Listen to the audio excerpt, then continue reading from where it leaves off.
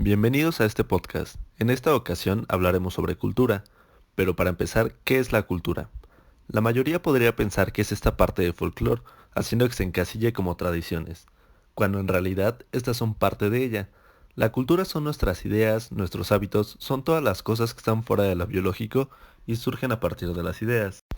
A pesar de esto, dar una definición de ella es algo complicado, debido a que es un término polisémico, en el que dependiendo del contexto o la rama de estudio en la que se esté hablando, ésta adquiere características y cualidades únicas. Por esto, nuestro podcast está enfocado principalmente en cómo la cultura interactúa en relación a las creencias y claves sociales en estudiantes universitarios y por último en la psicología. Desde que somos unos infantes, estamos en constante interacción con el mundo que nos rodea. Somos aprendices de la vida y de nuestros padres. Con ello, vamos adquiriendo conocimientos y conformamos nuestra propia realidad, nuestro propio concepto del mundo y cómo es que funciona. Vamos creciendo y algunas de estas creencias y costumbres ya son muy arraigadas. Hacínanos parte de una cultura, un grupo étnico, religioso o alguna clase social. Se entiende como cultura al conjunto de conocimientos e ideas no especializados adquirido gracias al desarrollo de las facultades intelectuales, mediante la lectura, el estudio y el trabajo, así como tradiciones y costumbres que caracterizan a un pueblo, a una clase social o una época.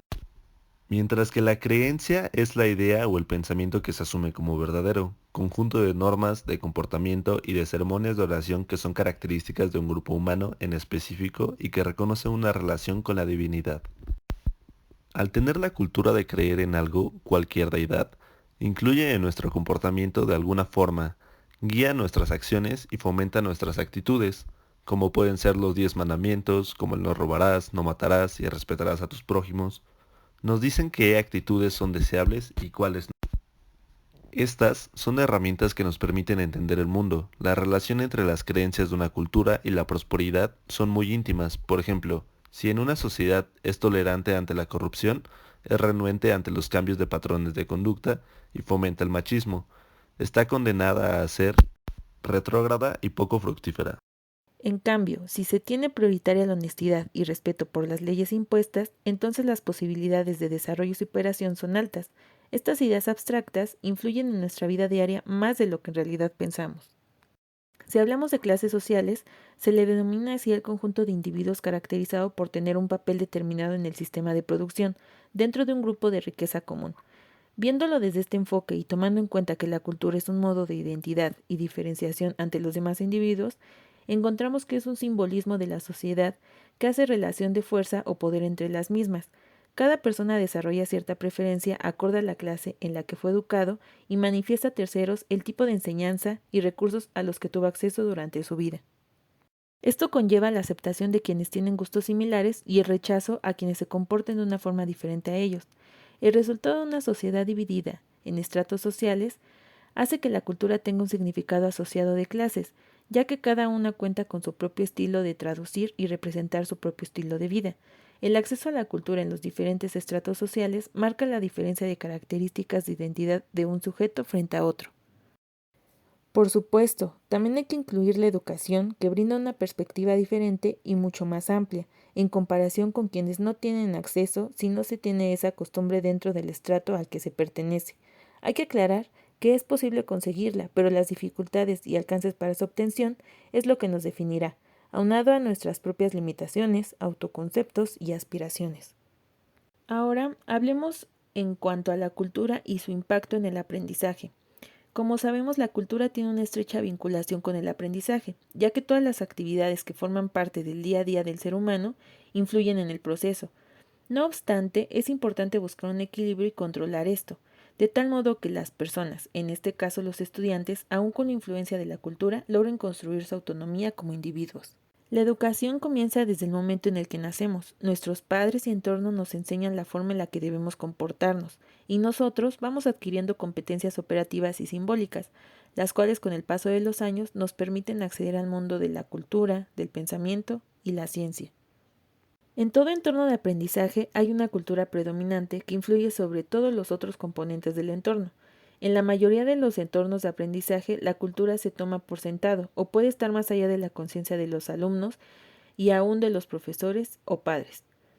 Considerar que la cultura puede ser buena o mala influencia para el entorno de aprendizaje dependerá entonces de si se comparten o se rechazan los valores y las creencias de la cultura dominante. La cultura es un componente crítico para el entorno de aprendizaje. Es importante ser conscientes de la influencia que ésta tiene en todos los entornos de aprendizaje e intentar adaptar esa cultura de modo que se dé soporte al tipo de entorno que creemos será el más eficaz y al que queremos llegar. Ya hemos enmarcado algunos aspectos y contextos importantes sobre lo que es la cultura y cómo la percibimos. Sería un buen ejercicio preguntarnos si conocemos la importancia de esta en nuestra rama. Sabemos que el objeto de estudio de la psicología tiene los procesos psíquicos y que con el paso del tiempo y distintas aportaciones en su historia se ha ido especializando en sus áreas. Pero, ¿cuál es el objetivo de la cultura en la psicología? Para intentar dar respuesta clara hay que tener en cuenta a qué nos referimos con objeto cultura y los enfoques de este. Para ello utilizaré como referencia a Rivero Herrera, que nos dice que la cultura es un objeto teórico abordado desde la antropología como un tópico o un territorio en el que se concentran varios ejes temáticos o dimensiones sociales, como son los procesos económicos, políticos, jurídico-legales, históricos, geopolíticos y medioambientales.